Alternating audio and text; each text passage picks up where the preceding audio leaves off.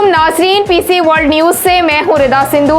Faisalabad deputy commissioner Mohammad Ali की हिदायत पर assistant commissioner city Syed Ayub Bukhari ने घंटा घर से मुल्हिका 8 बाजारों का विजिट किया और कोरोना SOPs पर अमल दरामद को चेक किया।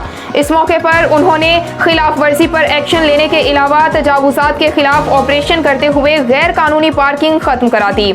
हमारे सिटी रिपोर्टर अब्दुल हमाद की रिपोर्ट के मुताबिक उन्होंने कहा कि किसी को SOPs की खिलाफ वर्जी करने नहीं देंगे।